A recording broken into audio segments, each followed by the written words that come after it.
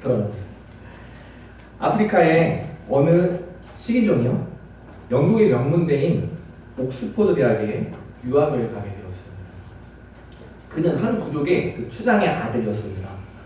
옥스퍼드 대학에서 오랜 시간 공부한 끝에 어렵게 대학을 졸업하고요, 본국으로 돌아오게 되었습니다. 그로부터 한 10년이 지나고요, 한 여행가가 아프리카를 여행하던 중에 그 동창생을 만나게 된 것이죠. 그 동창생은 어느새 추장이 되어 있었습니다. 추장은 그 여행가, 그 동창생을 반갑게 맞으며 그에게 식사를 대접했습니다. 근데 그 추장은요, 다른 식인종과 마찬가지로 맛있게 사람고기를 먹고 있는 것이었어요. 동창생인 여행가가 깜짝 놀라서 그에게 묻습니다. 자네는 명문대에서 공부한 사람이 어떻게 아직도 사람고기를 먹고 있는가? 그랬더니 그 추장이요, 한 손을 높이 들어 보이며 이렇게 말했습니다. 이보게 친구, 나는 지금 포크로 먹고 있지 않는가? 저기를 보게 다른 사람들은 아직도 손으로 먹고 있다는 거. 이게 배운 사람과 못 배운 사람의 차이라네. 재밌는 이야기죠. 우리는 흔히 아는 것이 힘이다 라고 말합니다. 그러나 이것은 사실 좀 부족한, 좀 강하게 말하면요, 잘못된 말입니다. 아는 것은 힘이 아닙니다. 진짜 힘은요, 사는 것에 있습니다. 삶으로 살아내는 것이 정말 중요한 힘입니다. 아무리 좋은 대학을 나오고 아무리 많은 공부를 해도 그것이 머리로만 그친다면 식인종은 그저 학력이 좋은 식인종일 뿐입니다. 우리 신앙도 마찬가지라는 것이에요. 신앙의 힘은 아는 것이 아니라 살아가는 것, 바로 우리 삶에 있습니다. 헤로드 왕 때에 동방 박사들이 메시아의 별을 쫓아서 예루살렘에 왔습니다. 이 일로 예루살렘에 큰 소동이 벌어졌습니다. 헤로드 왕은요, 제사장들 그리고 서기관들을 불러서 그리스도가 어디에서 나느냐 물었습니다. 그랬더니 이들은 서슴지 않고 유대 땅 베들레헴에서 날 것입니다 라고 대답합니다. 이들은 하나님에 대해서 잘 알았던 사람이었어요. 그러나 이들은요, 하나님을 배척합니다. 왜 그런가요? 하나님을 머리로만 알았기 때문입니다. 이들은 하나님에 대해서 잘 알기만 했습니다. 그래서 예수님을 죽이려고 했습니다. 동일한 왕이 있습니다. 우리가 잘 아는 다윗 왕입니다. 그가 어릴 적 이야기입니다. 이스라엘 군대 앞에 골리앗이라는 강한 적이 나타납니다. 그가 이스라엘을 무시하고요, 여호와 하나님을 모욕합니다. 모두가 두려워서 아무도 나서지 못할 때 그 소년 다윗이 용감하게 골리앗 앞에 나섭니다. 그리고 여호와 하나님의 이름으로 그 골리앗을 단번에 무찌릅니다. 다윗은 어떻게 골리앗을 이길 수 있었나요? 하나님에 대해서 잘 알아서 그런가요? 목동에 불과한 다윗이었습니다. 하나님을 아는 지식은요, 사울 왕, 그리고 이스라엘 왕족, 또 귀족, 그런 사람들이 더 많이 알고 있었을 것이에요. 다윗의 실력은 골리앗을 이길 수 있었던 다윗의 실력은 지식에서 나온 것이 아닙니다. 골리앗을 이긴 다윗의 실력은 하나님을 경험했던 그의 삶에서 나왔습니다. 들판에서 나홀로 외롭게 양을 돌볼 때 마음속에 평안을 주시며 함께 해주신 하나님, 사자와 늑대로부터 양을 보호하시고 다윗을 지켜주신 여호와 하나님, 그 하나님을 자신의 삶 속에서 경험한 것입니다. 그것이 다윗의 진짜 실력이었습니다. 믿음은 알미 아니라 삶으로 드러납니다. 성도의 진짜 실력은요, 제자훈련 수료증에서 나오지 않습니다. 성도의 실력은 오전에 받은 따끈따끈한 침례 증서에서 나오지 않습니다. 성도의 실력은 오직 삶으로 드러납니다. 그래서 믿음은요, 눈에 보일 수밖에 없는 것입니다. 오늘 본문에서 말하는 것이 바로 그것입니다. 오늘 본문은 성령의 9가지 열매로 유명한 내용입니다. 교회에 다닌다면 누구나 한 번쯤 들어봤을 내용입니다. 누구나 한 번쯤 성령의 열매를 외워봤을 것입니다. 성경은 분명히 말합니다. 성경은 우리에게 이렇게 이야기해요. 예수 그리스도를 믿는 순간 모든 신자가 성령을 받는다. 우리가 신앙생활을 잘해야, 열심히 해야 성령이 우리 안에 오시는 게 아니라고 말합니다. 열심히 찬양하고 열심히 성령이 오셨네 뜨겁게 찬양한다고 성령님이 우리 안에 오시는 게 아니라고 말해요. 우리가 예수 그리스도를 믿는다면 오늘 이 시간에도 예수님을 주님으로 고백한다면 이미 우리 안에 성령 하나님이 함께 하신다 말하고 있습니다. 그 성령님이 우리 안에서 한 가지 목적을 가지고 일하고 계십니다. 바로 우리 삶을 변화시키는 것입니다. 물론 성령님께서 여러 가지 일을 하세요. 우리에게 지혜를 주시고 많은 깨달음도 주십니다. 그러나 그것들을 통해서 그리스도를 더 닮게 하시고 그분을 더욱 비슷하게, 그분과 더 비슷하게 만드는 것, 그것이 성령 하나님의 유일한 목적입니다. 성령님은요 지금도 우리 안에서 쉬지 않고 그 일을 하고 계십니다. 그래서 그리스도인의 삶은 변화될 수밖에 없습니다. 열매 맺는 삶이 될 수밖에 없습니다. 성령님이 지금도 우리 안에 일하시기 때문에 결국에는 삶으로 돌아갈 수밖에 없는 것이죠. 오늘날 많은 그리스도인들이 세상에서 손가락질을 당합니다. 이유가 무엇인가요? 지식이 부족해서 그런가요? 아니죠. 타종교에 비해서 우리가 교리가 부족해서 그렇습니까? 아니에요. 우리의 믿음을 말로만 보여주고 있기 때문입니다. 우리의 신앙이 아는 것에만 그쳐있기 때문입니다. 열매는 맺지 못하고 메마른 마음으로 살아가기 때문입니다. 사랑하는 사람에게 이렇게 이야기합니다. 하늘이 저 별을 따서 너에게 줄게. 그러나 그 느끼한 한마디보다 더 감동적인 것은요, 땅 위에 있는 한 송이 꽃이라도 지금 꺾어서 주는 그 작은 행동일 것입니다. 사랑하는 사람에게 보내는 편지는 직접 써서 진짜 보내줘야 할 편지입니다. 써야지, 보내야지 생각만 하고 있다면요, 그냥 종이 조각에 불과합니다. 실천과 행동이 없는 삶은 결국 하품도 안 되는 삶입니다. 전 우리 모두가요, 이 성령의 9가지 열매를 달달 외우기만 하는 아주 청산 유수처럼 외우고 우리의 삶에는 하나도 열매 맺지 못하는 그런 헛똑똑이 신앙이 되지 않기를 원합니다. 시간이 조금 오래 걸려도요, 그 성령의 열매를 우리 삶에서 하나씩 맺어가는 저와 여러분 우리 사람이 되기를 소망합니다. 그 날이 갈수록 익어가고 우리의 성장을 증명하는 하나님의 백성 되기를 소망합니다. 그렇게 실력 있는 성도, 맛있는 성령의 열매를 맺는 성도가 되기 위해서 우리가 어떻게 해야 합니까? 먼저 불편함을 선택해야 합니다. 때로는 손해보는 삶, 성령의 인도를 받는 삶은 불편한 삶이기 때문입니다. 제가 드디어 살을 빼기로 다짐했습니다. 근데 그거 아십니까? 몇 달째 다짐 중입니다. 절대 움직이지 않고 말만 하면서 다짐만 또 하고 있습니다. 많은 사람들이 저처럼 다이어트에 실패하는 이유가 무엇입니까? 쉬운 일만 하기 때문에. 살을 뺀다는 생각 누구나 할 수 있습니다. 생각은 쉽습니다. 그러나 생각한 대로 움직이는 건 어려운 일입니다. 불편하기 때문이에요. 건강한 삶을 위해서는 결국 불편함을 감수해야 합니다. 엘리베이터 대신 계단을 선택하고요, 자동차 대신 걷는 것을 선택할 때 건강한 삶, 우리 안에 건강이 쌓이게 되는 것입니다. 신앙도 마찬가지입니다. 불편함이 건강한 삶을 만들어내는 것이에요. 불편함이 실력을 만들어냅니다. 오늘 본문은요, 우리에게 이렇게 이야기합니다. 육체의 일을 멀리하고 성령의 일을 따르라 이야기합니다. 육체의 일이 무엇인가요? 본문 19절부터 22절까지 아주 자세하게 나와 있습니다. 제가 좀 풀어서 설명하면 이렇습니다.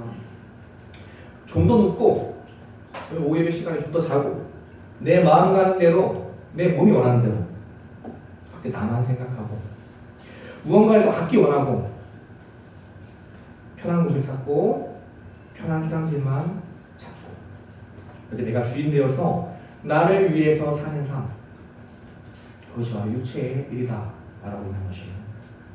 혹시 이 중에 이게 육체의 일이었어? 그동안 선한 일인 줄 알았는데 이거 몰랐네 싶은 것이 혹시 있나요? 그렇지 않다는 거예요. 우리가 눈만 감으면 생각나고 말씀에서 떠나면 당장 내일까지 갈 것도 없죠. 오예배 끝나면 우리 마음 가운데 가득해지고 매일의 삶에서 반복하고 넘어지는 죄악들, 한마디로 익숙한 삶입니다. 반대로 성령에는 무엇입니까? 나보다 남을 사랑하는 것, 오래 참으며 상대를 이해하는 것, 화내지 않는 것, 나의 것을 메워주고 남을 높여주고 내가 아니라 남을 위해 사는 것, 상대의 필요를 채워주는 것, 상대의 모든 죄를 사랑으로 덮어주는 것, 이것이 바로 성령의 열매를 맺는 삶입니다. 한마디로 말하면요, 불편한 삶입니다. 결국 성령을 따르는 삶은 익숙함에서 벗어나서 불편함을 따르는 삶입니다. 어느 누가 사랑을 자신 있다고 말할 수 있습니까? 나 자신도 사랑하기 힘든데 이웃을 사랑한다고요? 사랑은 누구에게나 힘든 일입니다. 누구에게나 사랑은 불편한 일입니다. 그러나 모두가 불편하다고 아무도 나서지 못하는 그때, 마치 골리앗이 앞에 있는데도 아무도 두려워서 나가지 못하는 그때, 이 믿음의 사람들은 그 불편함을 감수하며 한 걸음을 내딛습니다. 힘들지만, 너무 불편하지만 아멘하면서 믿음으로 불편한 길을 걸어갑니다. 이유가 무엇이죠? 불편한 그 자리가 예수님을 닮아가는 자리이기 때문이에요. 예수님이 먼저 걸어가신 자리이기 때문입니다. 불편한 그 자리가 우리를 성장시키는 자리이기 때문입니다. 불편한 그 자리가 결국 나를 살리는 자리이기 때문입니다. 이번 전교인 수련회 가기 전에요, 제가 오설교 때 그런 말을 한 적이 있습니다. 수련회를 통해서 우리 믿음의 현주소를 알게 될 것입니다. 사회교의 진짜 실력을 우리는 알게 될 것입니다. 점검하게 될 것입니다. 말씀드렸어요. 그리고 가서 제가 저희 청년들을 봤는데요, 제가 수련회가 이번에 두 번째니까 비교할 것은 지난 수련회밖에 없잖아요. 이 친구들이 그 2년 전 지난 수련회에 비해서 좀 성장했구나, 이제는 조금 실력 있는 성도가 되어가고 있구나 라는 것을 느낄 수 있었습니다. 청년이 많이 오고 예배를 잘 들어서 그런 것이 아니었어요. 누가 말하지 않아도 불편한 자리를 찾아가는 그 모습들이 눈에 보였기 때문입니다. 수련회에 가기 힘들어하는 청년이 있었습니다. 밖에서 자는 걸 많이 불편해하는 청년이에요. 지난번 수련회 때 잠자리가 너무 불편했대요. 근데 저도 밖에서 많이 자니까요, 그 마음 너무 잘 아는 거예요. 쉽지 않다. 근데 그 청년이 불편함을 감수하면서 수련회에 갔습니다. 그것만 해도 저 너무 감사했어요. 근데 그게 끝이 아니었습니다. 그것만 해도 감사하니 그게 끝이 아니었어요. 이 청년이 피부가 예민해서요, 평소에 햇빛을 어떻게든 가리고 다니는 청년이에요. 어떻게든 햇빛을 피하고 다니는 청년이에요. 철벽사수로 유명한 청년입니다. 그래서 피부가 백옥 같아요. 형제입니다. 그 청년이 아이들과 놀아주느라고 목이랑 팔이 시뻘겋게 타버린 거예요. 어안이 아팠어요. 수련회를 마치고 돌아오는 길에 제가 교회차를 운전하고 오고 있는데 맨 뒷자리에서 청년 몇 명이 대화하는 것을 살짝 훔쳐들었어요. 그 청년이 하는 말이 자기가 생각해도 이해가 안 된다는 거예요. 원래 자기는 그런 사람이 아니에요. 자기는 굉장히 이성적이고 자기 생각이 앞서서 그런 실수를 할 리가 없는데 이상하다. 이 다음에 하이라이트입니다. 그냥 사랑하려고 하다 보니까 잠깐 내가 멍청이가 되었던 것 같다 라고 이야기해요. 그 이야기를 하는데요, 그 청년의 모습이 멋있어 보였어요. 싱싱해 보였어요. 우유를 시켜 먹는 사람보다 우유를 배달하는 사람이 더 건강하다는 말이 있습니다. 헬스장에서요, 익숙한 무게의 아령만 되면 근육은 절대로 생기지 않습니다. 조금은 무겁고 조금은 불편한 무게를 들어야 우리 몸에 근육이 생기게 되는 것이죠. 그 불편함이 우리를 건강하게 만듭니다. 우리 삶에 익숙한 선택 그리고 불편한 선택이 항상 있습니다. 익숙한 선택을 하면요, 우리 안에 있는 열정이 사라지게 됩니다. 헌신이 사라지게 됩니다. 그나마 있던 확신마저 사라지게 됩니다. 혹시 우리 안에 힘이 없고 메마른 삶을 살아가는 분이 계시다면요, 아마 신앙생활 가운데 계속 쉬운 선택만 했기 때문일지도 모르겠습니다. 반면 불편한 선택은 힘들지만 우리를 더 현명하게 만들 것입니다. 주님을 더 알아가게 만들 것이에요. 그 길 가운데 우리를 더 강하게 만들 것입니다. 그리고 우리의 삶을 더욱 풍요롭게 만들 것입니다. 쉬운 선택은 인생을 어렵게 만들어요. 반면 힘든 선택은 인생을 쉽게 만듭니다.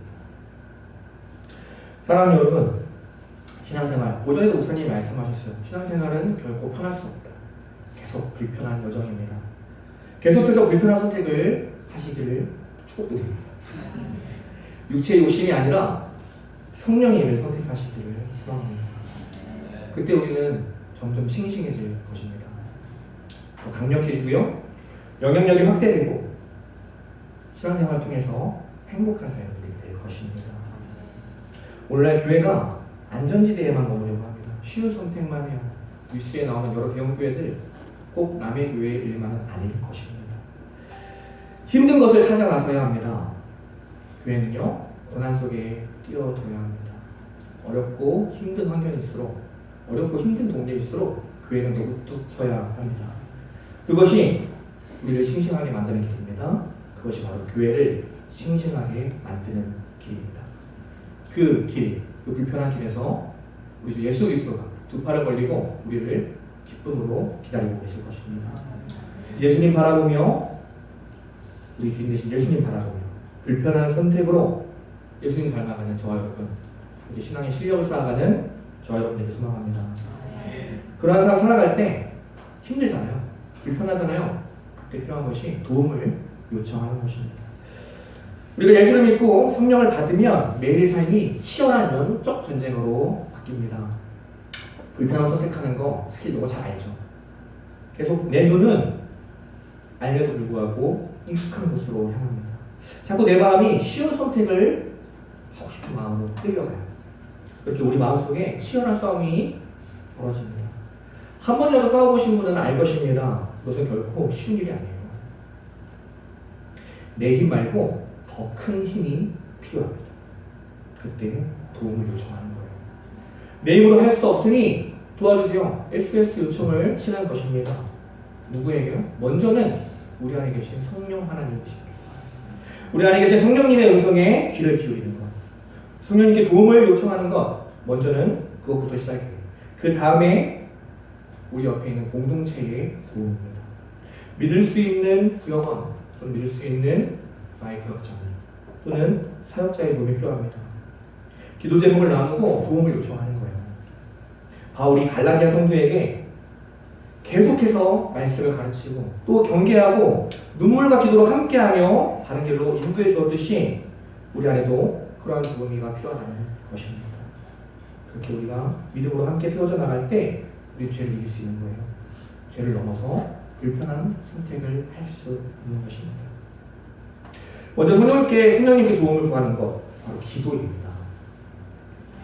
내 힘으로 싸우면요, 이 영적 전쟁, 나랑 마귀랑 1대1로 싸우면 우리가 무조건 지게 돼 있어요. 100점 100패입니다. 그러나 내가 싸우지 않고 우리가 하나님을 바라봅니다. 하나님의 도움을 구합니다. 하나님께 기도하기 시작해요. 그러면 하나님이 우리 대신 싸워 주십니다. 그러면요, 100점 100패였던 그 영적 전쟁이 100점 100승으로 변화됩니다. 우리가 기도하면 하나님이 일하시기 때문이에요. 하나님이 싸워야 이깁니다. 영적 싸움에서 이기는 길은 오직 기도뿐입니다. 기도하면 이깁니다. 기도해야 이깁니다. 그 자리가 승리의 자리가 되는 것이에요.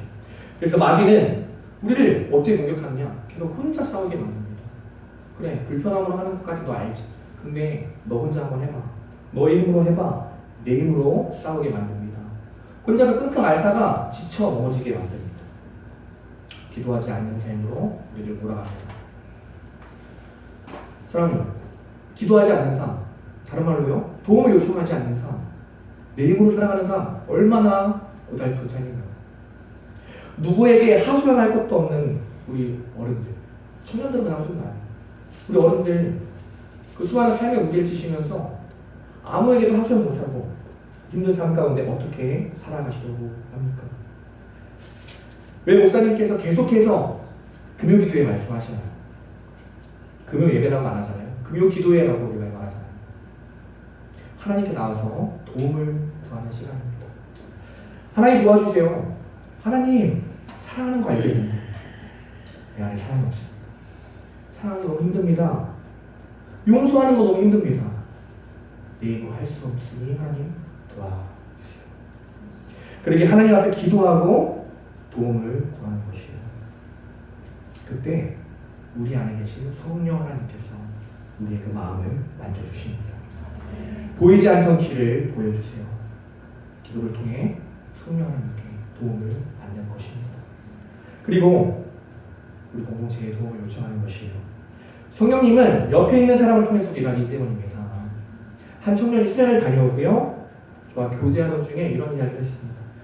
수련의 첫째 날 저녁에 목사님 설교가 너무 강력했다. 가면을 벗으라고 말씀하셨는데 처음에 무슨 말인가 했는데 계속 곱씹어 볼수록 내 안에도 내가 모르던 가면이 있던 것 같다. 스스로를 점검하게 됐다고 이야기합니다. 그런데 어떻게 해야 할지 모르겠다 이야기하는 거예요. 그 가면 어떻게 보살필지 어디까지가 가면인지 모르겠다 이야기하는 거예요. 서로 마음을 나누다가 그런 말을 저에게 하게 된 것입니다. 저는 그 말이요 저에게 하는 구조 요청으로 들렸습니다. 저에게 올해는 SOS 신호로 들렸습니다. 그리고 제가 이야기했어요. 서로를 위해서 기도하자. 서로 하나님 앞에서 가면을 볼 수 있도록 도와주자. 힘이 되어주기로 했습니다. 그렇게 불편함을 감수하고 서로 도움을 요청하는 것입니다. 그것을 위해 있는 것이 우리 구역이잖아요. 그것을 위해서 있는 것이 바로 구역 모임이잖아요. 그렇게 함께 성장하는 것입니다. 이렇게 함께 실력이 쌓여가는 것입니다. 이렇게 함께 성령의 열매를 맺으며 한 몸을 이루어가는 것입니다. 사랑하는 여러분, 신앙생활은요, 신앙의 힘은 아는 것에 있지 않습니다. 아무리 신앙을 하고 지금도 제가 공부를 하고 있지만 이 지식은 저에게 어떠한 힘도 되지 못한다는 것을 교회의 삶 가운데 뼈저리게 느낍니다. 성도의 실력은요, 지식이 아닙니다. 삶으로 드러납니다. 어쩌면 우리에게 필요한 것은 더 이상의 지식이 아닐지도 모르겠어요. 말씀을 잘 아는 것, 성경을 배우는 것 물론 필요합니다. 그러나 그것보다 더 중요한 것이 있습니다. 내가 아는 그 작은 신앙의 원리를 내 삶 속에서 지금 즉시 실천해보는 것입니다. 성령의 9가지 열매 너무 많죠? 하나로 요약하면 사랑입니다. 하나님은 우리를 서로 사랑하라고 부르셨습니다. 성령의 열매를 어떻게 해야 할지 모르겠다. 사랑할 수 있는 자리로 가셔야 돼요. 불편한 자리로 가셔야 돼요. 그것이 바로 우리가 성장하는 길입니다. 그래서 우리를요, 사랑의 교회로 부르셨잖아요. 사랑은 불편한 일입니다. 힘든 일입니다. 그러나 그 불편함을 선택할 때 우리 믿음의 껍질이 깨지게 됩니다. 성장하게 됩니다. 이렇게 예수님을 닮아가고요, 주님과 함께 동행하는 삶을 살아가게 됩니다. 정규 수련회가 지났습니다. 이제 우리는요, 다음 수련회까지 또 실력을 쌓아가게 될 것입니다. 그렇게 남은 기간 1년이 될지 2년이 될지 모르겠지만요, 그 시간 가운데 우리가 해야 할 일은요, 서로 사랑하는 일입니다. 남은 기간 서로 불편함을 감수하며 서로 종노릇하며 서로 사랑하며 한 몸됨을 이루는 저와 여러분, 우리 주님의 백성, 우리 사랑의 교회 모든 성도님 되시기를 간절히 소망합니다. 기도하겠습니다. 하나님 감사합니다. 오전에도 오후에도 우리에게